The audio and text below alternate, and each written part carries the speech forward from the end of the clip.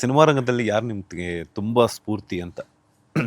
ಸ್ಫೂರ್ತಿ ವಿಷಯ ಅಂತ ತಗೊಂಡ್ರೆ ತುಂಬ ಇನ್ಸ್ಪೈರ್ ಮಾಡಿರೋರು ನನಗೆ ಯಶ್. ಹ್ಮ್. ತುಂಬ ಇನ್ಸ್ಪೈರ್ ಮಾಡಿದ್ರು ಅವರು. ಅವರ ಒಂದು ಲೈಫ್ ಸ್ಟೈಲ್ ಇರ್ಬೋದು, ಅವ್ರು ಬಂದಿರೋ ಹಾದಿ ಇರ್ಬೋದು, ಆ್ಯಂಡ್ ಅವರು ಸಿನಿಮಾನ ನೋಡೋ ರೀತಿ ಇರ್ಬೋದು, ಪ್ರೀತಿಸೋ ಒಂದು ಅದು ಒಳಗಡೆಯಿಂದ ಅದು ಇದೆಯಲ್ಲ, ಗೆಲ್ಲೇಬೇಕು, ಗೆಲ್ಲಿಸಲೇಬೇಕು, ಕನ್ನಡ ಸಿನಿಮಾ ಎಲ್ಲರೂ ಮಾತಾಡಲೇಬೇಕು ಅನ್ನೋದಿದೆಯಲ್ಲ, ಆ ಕಿಚ್ಚು ನನಗೆ ಅವ್ರಿಗೆ ತುಂಬ ಇಷ್ಟ. ಸೊ ಅವ್ರನ್ನ ತುಂಬ ಇನ್ಸ್ಪೈರ್ ಮಾಡಿದ್ದಾರೆ. ಎಸ್. ನಿಹಾರ್ ಮುಖೇಶ್ ಅವರ ಮದುವೆ ಆಗುವಂತಹ ಹುಡುಗಿಗೆ ಏನೆಲ್ಲ ಕ್ವಾಲಿಟೀಸ್ ಇರಬೇಕು ಅಂತ? ಕ್ವಾಲಿಟೀಸ್ ಒಳ್ಳೆ ಗುಣ ಇರಬೇಕು, ಎಲ್ಲರೂ ಅದೇ ಕೇಳ್ತಾರೆ. ಲಕ್ಷಣವಾಗಿರಬೇಕು. ನನಗೆ ಕಣ್ಣು ತುಂಬ ಮ್ಯಾಟ್ರ್ ಆಗುತ್ತೆ.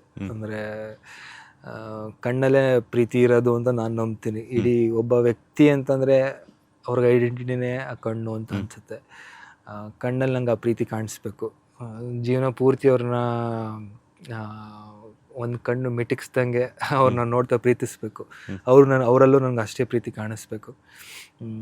ಆ್ಯಂಡ್ ಸಪೋರ್ಟಿವ್ ಆಗಿರಬೇಕು. And at the same time ನಾನು ಹಂಗೆ ಇರ್ತೀನಿ.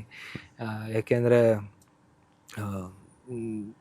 ಬೇಸಿಕಲಿ ಒಂಥರ ಅದನ್ನು ತುಂಬ ನಂಬ್ತೀನಿ. ಅಂದರೆ ಒಂದು ಹುಡುಗ ಒಂದು ಹುಡುಗಿ ಜೀವನನ ಕಟ್ಕೊಳ್ಳೋ ರೀತಿ ತುಂಬ ಇಂಪಾರ್ಟೆಂಟ್ ಲೈಫಲ್ಲಿ ಅನ್ನೋದು. ಆ್ಯಂಡ್ ಒಬ್ರಿಗೊಬ್ರು ಸಪೋರ್ಟಿವ್ ಆಗಿರೋದು, ಅವರಿಗೆ ನಾವು ನಮಗೆ ಅವರೇ. ಯಾಕೆಂದರೆ ಮದುವೆ ಆದಮೇಲೆ ಯಾರೂ ಬರೋಲ್ಲ ನಮಗೆ.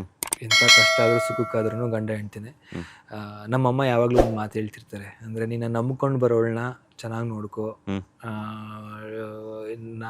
ಅಂದರೆ ಅವ್ರಿಗೆ ಅವ್ರವ್ರ ಗಂಡ ಹೆಂಡ್ತಿ ಜಗಳ ಆಡಿದಾಗ ಬರುತ್ತಲ್ವ, ನಾವು ಹಿಂಗೆಲ್ಲ ಜಗಳ ಆಡ್ಕೊಂಡು ಹಿಂಗೆಲ್ಲ ಇದು ಮಾಡ್ಕೊಂಡು ನೀವು ಹಂಗೆ ಆಡ್ಬಿಡಿ, ಜಗಳ ಆಡಬಾರ್ದು, ಬರೋ ಹುಡುಗಿನ ತುಂಬ ಪ್ರೀತಿಸ್ಕೊಂಡು ಚೆನ್ನಾಗಿ ನೋಡ್ಕೋಬೇಕು.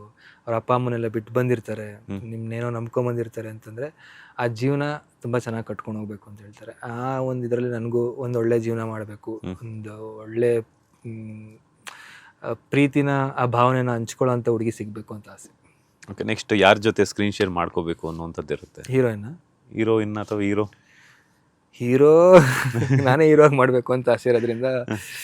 ಅಲ್ಲ, ಈಗ ಆಲ್ರೆಡಿ ಮಾಡ್ತಿದ್ದೀರಾ, ಬಟ್ ಏನಂತಂದ್ರೆ ಈಗ ಲೆಜೆಂಡರಿ ಆಕ್ಟರ್ಸ್ ಅಂತ ಬಂದಾಗ ಇಂಥವ್ರ ಜೊತೆ ಒಂದು ಕ್ಯಾಮಿಯೋ ರೋಲ್ ಆ ಥರ ಏನಾದರೂ ಒಂದು ಬರುತ್ತಲ್ಲ, ಆ ಥರದ್ದೇ. ಇವಾಗ ಎಕ್ಸಾಂಪಲ್ ಏನಂತಂದ್ರೆ ನಮ್ಮ ಡಾಲಿ ಅವರು ಶಿವಣ್ಣನೊಟ್ಟಿಗೆ ಆ್ಯಕ್ಟ್ ಮಾಡಿದ್ರು, ಎಷ್ಟು ಹೆಸರ್ತದೆ, ಈಗಲೂ ಕೂಡ ಡಾಲಿ ಡಾಲಿ ಅಂತಾನೆ ಕರೀತಾರೆ. ಸೊ ಆ ಥರದ್ದು ಇಲ್ಲ ಅಂತಂದ್ರೆ ಆಪೋಸಿಟ್ ಆಗಿ ಯಾರ ಜೊತೆ ಆದರೂ ಸ್ಕ್ರೀನ್ ಶೇರ್ ಮಾಡಬೇಕು ಅನ್ನೋಂಥದ್ದು ಆ ಥರ ಏನಾದ್ರು ಥಾಟ್ಸ್ ಇದೆಯಾ ಅಂತ? ನನಗೆ ಚಿಕ್ಕ ವಯಸ್ಸಿಂದ ರವಿಚಂದ್ರನ್ ಸರ್ ಅಂದರೆ ತುಂಬ ಇಷ್ಟ. ಅವರು ಕನ್ನಡ ಇಂಡಸ್ಟ್ರಿ ಕೊಟ್ಟಿರೋ ಉಡುಗೊರೆ ಇದೆಯಲ್ಲ, ಆ ಸಿನಿಮಾಗೆ ಅಂತಲೇ ಮಾಡಿ ಅವ್ರ ಲೈಫ್ನ ಎತ್ತಿಟ್ಟಿದ್ದಾರಲ್ಲ, ಅದನ್ನ ನೋಡಿದ್ರೆ ನಂಗೆ ತುಂಬ ಖುಷಿ ಆಗುತ್ತೆ. ಅವ್ರ ಜೊತೆ ಆ್ಯಕ್ಟ್ ಮಾಡಬೇಕು ಅನ್ನೋ ತುಂಬ ಆಸೆ ಇದೆ. ಆ್ಯಂಡ್ ಹಂಗೆ ಶಿವಣ್ಣ ಅವ್ರ ಜೊತೆನೂ ನಂಗೆ ತುಂಬ ಇಷ್ಟ. ಶಿವಣ್ಣ ಅಂತಂದರೆ ಅವ್ರ ಎನರ್ಜಿ, ಅವ್ರ ಇದು, ಆ್ಯಂಡ್ ಅವ್ರ ಲೈಫ್ನ ಆಲ್ಮೋಸ್ಟ್ ಸಿನಿಮಾ ಶೂಟಿಂಗ್ ಅದರಲ್ಲೇ ಕಳೆದುಬಿಟ್ಟಿದ್ದಾರೆ. ನಾನು ಅವ್ರ ಶೂಟಿಂಗ್ ಸೆಟ್ಗೆ ಹೋದಾಗ ಅವ್ರು ನೋಡ್ತಾ ಇದ್ದೆ. ನಾನು ಅವ್ರನ್ನ ವೇದಾಂತ ಸಿನಿಮಾ ಶೂಟಿಂಗ್ ಸೆಟ್ಗೆ ಹೋದಾಗ ಮೈಸೂರಲ್ಲಿ ನಡೀತಾ ಇತ್ತು. ಅದ್ರಲ್ಲಿ ಹೋಗಿ ನೋಡಿದಾಗ ಎಂಥ ಸಿಂಪಲ್ ಮನುಷ್ಯ, ಎಂಥ ಇಷ್ಟು ಡೌನ್ ಟು ಅರ್ತ್ ಇದ್ದಾರೆ ಅಂತಂದರೆ, ಹೊಲದಲ್ಲಿ ಶೂಟ್ ಆಗ್ತಿತ್ತು, ಕಾಲಿಗೊಂದು ಸ್ಲಿಪ್ಪರು ಹಾಕಿರಲಿಲ್ಲ, ಏನಿರಲಿಲ್ಲ, ಎಲ್ಲ ಫುಲ್ ಹಿಂದಡೆ ಎಲ್ಲ ವೈಟ್ ಶಾರ್ಟು, ಫುಲ್ ಎಲ್ಲ ಡ್ಯಾನ್ಸರ್ಸ್ಗಳೆಲ್ಲ ನಿಂತಿದ್ರು. ಒಂದು 10 ಸಲ ಟೇಕ್ ತಗೋತೀರಾ ಮಾಡ್ತಾರೆ. ಹಂಗೆ ಅದೇ ಎನರ್ಜಿಯಿಂದ ಮಣ್ಣು ಕಳ್ಳು ಏನಿದ್ರು ಪರವಾಗಿಲ್ಲ, ಅದನ್ನ ಸರಿ ಮಾಡು ಅಥವಾ ಏನಾರು ಒಂದು ಲಾಸು ಅಂತ ಏನೂ ಹೇಳಲಿಲ್ಲ. ಅಸಲೂ ಅಷ್ಟೇ ಎನರ್ಜಿ ಹಾಕೊಂಡಿದ್ರು. ಅದು ಚುಚ್ಚುತ್ತಾ ಇದೆ, ಬಟ್ ಒಂಚೂರು ಅದನ್ನು ನೋವು ತೋರಿಸ್ಕೊಳ್ದೆ ಅಥವಾ ಏನೋ ಡಿಸ್ಟರ್ಬ್ ಆಗ್ತಿದೆ ಅಂತಲೂ ಹೇಳಲಿಲ್ಲ. ಮತ್ತೆ ಬಂದು ಕೂರೋರು ಒಂದು ಮೊರ ಇನ್ನೊಂದ್ಸಲ ಮಾಡೋಣ, ಅದೇ ಎನರ್ಜಿ. ಇದು ಮತ್ತೆ ಕ್ರೀವ್ಗಳ ಜೊತೆ ಅಷ್ಟು ಫನ್ನಿಯಾಗಿ ಮಾತಾಡ್ಸ್ಕೊಂಡಿರೋದು, ಅದೆಲ್ಲ ನೋಡಿದಾಗ ಎಷ್ಟು ಕಲಿಯೋದಿದೆ ಇವ್ರ ಹತ್ರ ಅಂತ ಅನ್ಸುತ್ತೆ. ಸೊ ಶಿವಣ್ಣನ ಜೊತೆ ಆ್ಯಕ್ಟ್ ಮಾಡಬೇಕು ಅನ್ನೋ ತುಂಬ ಆಸೆ ಇದೆ. ಅಂದರೆ ನಾನು ಬೇಸಿಕ್ಲಿ ದೊಡ್ಡ ಮನೆ ಫ್ಯಾಮಿಲಿ ಏನಿದೆಯೋ ಅವ್ರಿಗೆ ನಾನು ದೊಡ್ಡ ಫ್ಯಾನ್. ರಾಜ್ಕುಮಾರ್ ಅಂತಂದರೆ, ಡಾಕ್ಟರ್ ರಾಜ್ಕುಮಾರ್ ಅವರು ಅಂದರೆ ನಂಗೆ ಒಂಥರ ದೇವರಿದ್ದಂಗೆ. ಪುನೀತ್ ರಾಜ್ಕುಮಾರ್ ಅಂದರೆ ಅವ್ರು ಅಷ್ಟೇ ಇಷ್ಟ, ಅವ್ರ ಫ್ಯಾಮಿಲಿನೇ ಇಷ್ಟ, ಅದೊಂಥರ ಆ ಕುಟುಂಬನೇ ನಂಗೆ ತುಂಬ ಇಷ್ಟ. ಸೊ ಅವ್ರ ಜೊತೆ ಕಾಣಿಸ್ಕೋಬೇಕು ಅಂತ ಆಸೆ ಇದೆ. ಯಾವ್ದಾದ್ರು ಭೇಟಿ ಆಗಿದ್ರೆ ಅಪ್ಪು ಸರ್ನ ನಂಗೆ ಅದು ಅವಕಾಶನೇ ಸಿಗಲಿಲ್ಲ. ನನಗೆ ತೆಲುಗುಲು ಕೇಳಿದರು ಇದೇ ಒಂಥರ ಇಂಟರ್ವ್ಯೂಯಲ್ಲಿ. ಅಪ್ಪು ಸರ್ನ ನಂಗೆ ಅದು ಎಷ್ಟೇ ಇದನ್ನು ಟ್ರೈ ಮಾಡಿದ್ರು ನಾನು ನೋಡೋಕ್ಕಾಗಲಿಲ್ಲ. ಬಟ್ ರಾಘವೇಂದ್ರ ರಾಜ್ಕುಮಾರ್ ಅವ್ರನ್ನ ನೋಡಿದ್ದೀನಿ. ಅವ್ರ ಪ್ರೊಡಕ್ಷನಲ್ಲೂ ಒಂದು ಸೀರಿಯಲ್ ಮಾಡಿದ್ದೆ ನಾನು ಕನ್ನಡದಲ್ಲಿ.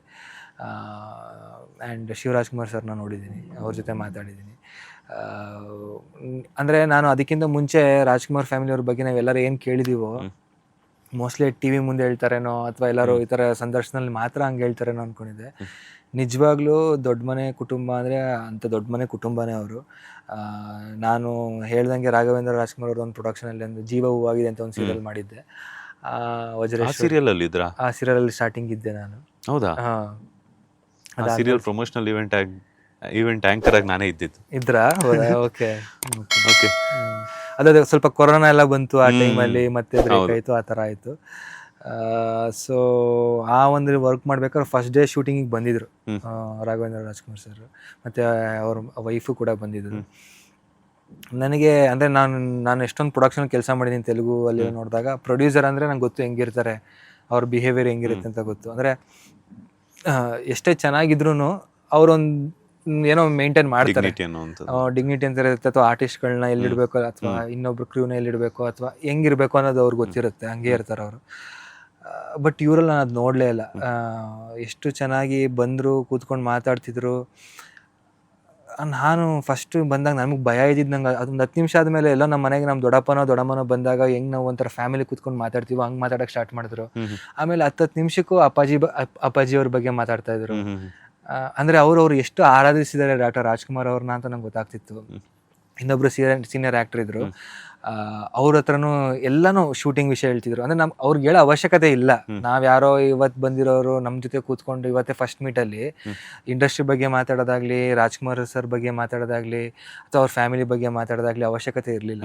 ಅವ್ರು ಅದನ್ನೆಲ್ಲ ಹೇಳ್ತಿದ್ರು. ಅದನ್ನೆಲ್ಲ ಕೇಳಿದಾಗ ನಂಗೆ ತುಂಬ ಖುಷಿ ಆಗ್ತಿತ್ತು. ಅಂದರೆ ನಿಜವಾಗ್ಲೂ ಇಷ್ಟು ಡೌನ್ ಟು ಹರ್ತ್ ಇರ್ತಾರ, ಈ ಥರನೂ ಎಲ್ಲರನ್ನೂ ಟ್ರೀಟ್ ಮಾಡ್ತಾರ ಅಂತ. ನಮ್ದೆಲ್ಲ ಊಟ ಆಗೋವರೆಗೂ ಅವರು ಅಲ್ಲೇ ಇದ್ದು ಎಲ್ಲರಿಗೂ ಊಟ ಮಾಡಿಸಿ, ಎಲ್ಲರ ಜೊತೆಗೆ ಕೂತ್ಕೊಂಡು ಊಟ ಮಾಡಿಸಿ ಹಿಂಗೆ ಹೋದ್ರು. ಅಂದರೆ ಅವ್ರಿಗೂ ಹೆಲ್ತ್ ಇಶ್ಯೂ ಆಗಿದೆ, ಆದ್ರೂ ಅವರು ಅದೇ ಇಂಡಸ್ಟ್ರಿ ಮೇಲೆ ಇದೇ ಪ್ರೀತಿ ಇಟ್ಕೊಂಡಿದ್ದಾರೆ. ಯಾವುದೇ ಇವೆಂಟ್ ಕರೆಗೆ ಬರ್ತಾರೆ, ಹೋಗ್ತಾರೆ, ಅದೇ ಆರ್ಟಿಸ್ಟ್ಗಳನ್ನ ಕಂಡ್ರೆ ಅಷ್ಟು ಪ್ರೀತಿಯಿಂದ ಮಾತಾಡಿಸ್ತಾರೆ. ಅವ್ರ ತಂದೆನ ಅವ್ರು ಎಷ್ಟು ಪ್ರೀತಿಸ್ತಾರೆ, ಅಪ್ಪಾಜಿ ಅಪ್ಪಾಜಿ ಅಪ್ಪಾಜಿ ಅಂತ 10 ನಿಮಿಷಕ್ಕೂ ಅವ್ರ ಬಗ್ಗೆನೇ ಮಾತಾಡ್ತಿದ್ರು. ಸೊ ಇದೆಲ್ಲ ಬ್ಯೂಟಿಫುಲ್ ಮೆಮೊರೀಸ್ ನನಗೆ. ಒಂದೇ ಒಂದು ಜೀವನದಲ್ಲಿ ನಾನು ಅನ್ಲಕ್ಕಿ ಅಂತ ಫೀಲ್ ಆಗೋದು ಅಂದರೆ ಅದೇ ಪುನೀತ್ ರಾಜ್ಕುಮಾರ್ ಸರ್ನ ನೋಡೋಕ್ಕೆ ಆಗಲಿಲ್ಲ ಒಂದು ಸಲನೂ. ಅದೊಂದು ಬೇಜಾರಾಗಿದೆ. ಆ ಒಂದು ಸಾಲಿಗೆ ನಾನು ಕೂಡ ಸೇರ್ಪಡೆ ಆಗ್ತೀನಿ, ನಾನು ಕೂಡ ಮೀಟ್ ಆಗಕ್ಕಾಗಿಲ್ಲ, ಏನು ಮಾಡೋದಕ್ಕಾಗಲ್ಲ. ಅದೇ ಒಂಥರ ಅವ್ರನ್ನ ಸುಮ್ಮನೆ ದೇವರು ಅಂದಿಲ್ಲ ಅನಿಸುತ್ತೆ. ದೇವ್ರನ್ನ ನೋಡೋದು ಅಷ್ಟು ಅದಕ್ಕೂ ಅದೃಷ್ಟ ಬೇಕು.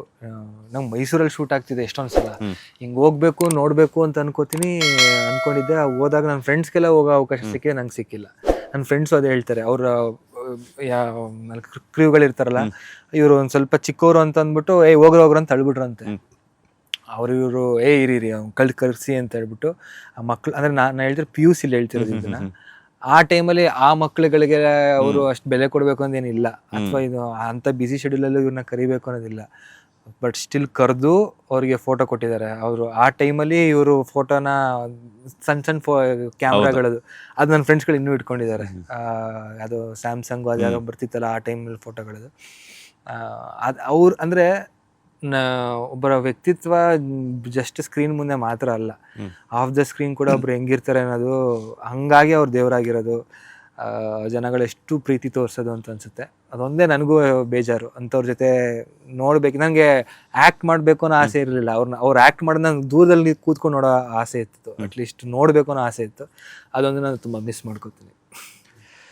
ನೀವೇ ಏನು ಮಾಡೋದಕ್ಕಾಗಲ್ಲ, ಈಗ ಮೇಲ್ಗಡೆಯಿಂದ ಅವ್ರ ಆಶೀರ್ವಾದ ತಗೊಳ್ಬೇಕು ಅಷ್ಟೇನೇ ಇರೋವಂಥದ್ದು.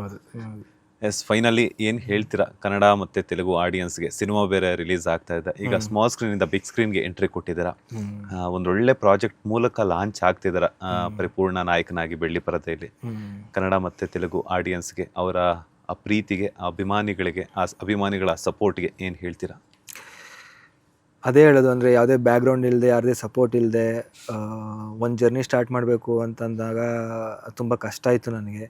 ಬಟ್ ಅದೇನು ಕಷ್ಟ ಅನ್ನೋದಕ್ಕಿಂತ ಹೆಚ್ಚಾಗಿ ಅದು ತುಂಬ ಇಷ್ಟಪಟ್ಟು ಪ್ರೀತಿಯಿಂದ ಒಂದು ಇಂಡಸ್ಟ್ರಿಲಿ ಏನೋ ಒಂದು ಕಾಣಿಸ್ಕೋಬೇಕು ಅಂತ ಅಂದ್ಬಿಟ್ಟು ಶುರು ಮಾಡಿದ ಜರ್ನಿ ನಂದು. ಕನ್ನಡದಲ್ಲಿ ಶುರು ಮಾಡಿದ ಜರ್ನಿ ಅದು ಸೀರಿಯಲಿಂದ. ಅದಾದಮೇಲೆ ತೆಲುಗುಗೆ ಹೋದೆ, ತೆಲುಗಲ್ಲಿ ಅಷ್ಟೇ ಪ್ರೀತಿ ಸಿಕ್ತು ನನಗೆ. ಹಂಗಂತ ಕನ್ನಡನ ನಾನು ಅಲ್ಲಿಗೆ ಮಾತ್ರ ನಾನು ಇನ್ನು ಅಲ್ಲಿ ಸೆಟ್ಲ್ ಆಗಿಬಿಡೋಣ ಅಂತ ಅನಿಸಿಲ್ಲ ನನಗೆ. ಕನ್ನಡದಲ್ಲಿ ನಾನು ಕಾಣಿಸ್ಕೋಬೇಕು ಅಂತ ಇದೆ. ಯಾಕೆಂದರೆ ನಾವು ಕನ್ನಡದಲ್ಲಿ ಆ್ಯಕ್ಟ್ ಮಾಡಿದ್ದಕ್ಕೆ ನಮ್ಗೆ ಅಲ್ಲಿ ಅವಕಾಶ ಕೊಟ್ಟಿದ್ದು. ಸೊ ಎಂದಿಗೂ ನಾವು ಇದೇ ಊರು, ಇದೇ ಸ್ವಂತ, ಇದಕ್ಕೆ ನಾವು ಇದೇ ನೆಲೆಗೆ ನಾವು ಸೇರೋದು. ಸೊ ಕನ್ನಡ ಜನಗಳಿಗೂ ನಾನು ಇದೇ ಕೇಳ್ಕೊಳ್ಳೋದು. ಒಂದು ಜರ್ನಿಲಿ ತುಂಬ ಏಳು ಬೀಳು ಇರುತ್ತೆ. ನನ್ನ ಜರ್ನಿಲೂ ಹಂಗೆ ಇದೆ. ಇದನ್ನೆಲ್ಲ ಮೀರಿ ಇದನ್ನೆಲ್ಲ ಮೆಟ್ಟಿ ನಿಂತ್ಕೋಬೇಕು ಅಂತಂದರೆ ಜನಗಳ ಸಪೋರ್ಟ್ ಬೇಕಲೇಬೇಕು. ಇವತ್ತಿನ ಒಂದು ಪರಿಸ್ಥಿತಿ ಏನಿದೆ, ಸಿನಿಮಾ ಅನ್ನೋದು ಇಟ್ಸ್ ಟೋಟಲಿ ತುಂಬ ಕಷ್ಟಕರವಾಗಿದೆ, ಅಂದರೆ ನಮ್ಮಂಥ ಹೊಸಬ್ರಿಗೆ. ಬಟ್ ಹೊಸಬ್ರು ಅನ್ನೋದನ್ನು ಅಲ್ಲದೆ ನೀವು ನಿಮ್ಮ ಮನೆ ಮಕ್ಳಿಗೆ ಹೆಂಗೆ ಸಪೋರ್ಟ್ ಮಾಡ್ತೀರೋ ಆ ಒಂದು ನಿಟ್ಟಲ್ಲಿ ನೀವು ನನ್ನನ್ನು ನಿಮ್ಮ ಮನೆ ಮಗ ಅಂದ್ಕೊಂಡು ಸಪೋರ್ಟ್ ಮಾಡಿ. ಸೀರಿಯಲಲ್ಲಿ ನನಗೆ ಎಷ್ಟು ಪ್ರೀತಿ ತೋರಿಸಿದ್ದೀರೋ, ಕನ್ನಡದಲ್ಲಾಗಿರ್ಬೋದು, ತೆಲುಗುಲಾಗಿರ್ಬೋದು, ನಿಮ್ಮ ಮನೆ ಮಗ ಅಂತ ಹೆಂಗೆ ಅಂದ್ಕೊಂಡಿದ್ದೀರೋ ಅದೇ ಒಂದು ಕಂಟೆಂಟ್ ಇಟ್ಕೊಂಡು ಅದೇ ಥರ ನಿಮ್ಮನ್ನ ಕನೆಕ್ಟ್ ಆಗೋಕ್ಕೆ ಈಗ ತೀರ್ಥರೂಪ ತಂದೆಯವರಿಗೆ ನಾನು ಸಿನಿಮಾದ ಮುಖಾಂತರ ಬರ್ತಾಯಿದ್ದೀನಿ. ಇದರ ಸಪೋರ್ಟ್ ನಂಗೆ ತುಂಬ ಇಂಪಾರ್ಟೆಂಟ್. ಸೊ Jan 1 ನಮ್ಮ ಸಿನಿಮಾ ರಿಲೀಸ್ ಆಗ್ತಾಯಿದೆ. ನಿಮ್ಮ ಹೊಸ ವರ್ಷ ನಮ್ಮ ಜೊತೆ ಹಂಚ್ಕೊಳ್ಳಿ. ನನ್ನ ಜೀವನದಲ್ಲಿ ಒಂದು ಹೊಸ ವರ್ಷ ಶುರುವಾಗಲಿ, ಹೊಸ ಅಧ್ಯಾಯ ಶುರುವಾಗಲಿ ಅಂತ ಕೇಳ್ಕೊತೀನಿ. ಅದಕ್ಕೆಲ್ಲ ನಿಮ್ಮ ಒಂದು ಸಪೋರ್ಟೇ ತುಂಬ ಇಂಪಾರ್ಟೆಂಟ್. ಇವತ್ತೊಂದು ನನ್ನ ಫಸ್ಟ್ ಸ್ಟೆಪ್, ಅದು ಇನ್ನೊಂದು ಮೈಲ್ಸ್ಟೋನ್ಗೆ ಆಗೋಕ್ಕೆ ನೀವು ಕಾರಣ ಆಗಬೇಕು ಅಂತ ಕೇಳ್ಕೊತೀನಿ. ಪ್ಲೀಸ್ ಡೂ ವಾಚ್ ತೀರ್ಥರೂಪ ತಂದೆಯವರಿಗೆ ಇನ್ ಥಿಯೇಟ್ರಲ್ಲೇ ನೋಡಿ. ಡೆಫಿನೆಟ್ಲಿ ಈ ಸಿನಿಮಾ ನಿಮ್ಗೆ ಇಷ್ಟ ಆಗುತ್ತೆ. ನಿಮ್ಮ ಫ್ಯಾಮಿಲಿ ಎಲ್ಲರೂ ಹೋಗಿ ನೋಡ್ಬೋದು. ನೋಡಿ, ಹರಿಸಿ, ಹಾರೈಸಿ. Thank you. ಲೇಟೆಸ್ಟ್ ಹಾಗೂ ಇಂಟ್ರೆಸ್ಟಿಂಗ್ ಸುದ್ದಿಗಳಿಗಾಗಿ ಬಾಸ್ ಟಿವಿ ಕನ್ನಡ ಚಾನೆಲ್ನ ಸಬ್ಸ್ಕ್ರೈಬ್ ಮಾಡಿ. ಹಾಗೆಯೇ ಬೆಲ್ ಐಕಾನ್ ಪ್ರೆಸ್ ಮಾಡಿ. ಇದರ ಜೊತೆಗೆ ಫೇಸ್ಬುಕ್, ಇನ್ಸ್ಟಾಗ್ರಾಮ್, ಎಕ್ಸ್ನಲ್ಲೂ ಮಿಸ್ ಮಾಡದೆ ಫಾಲೋ ಮಾಡಿ.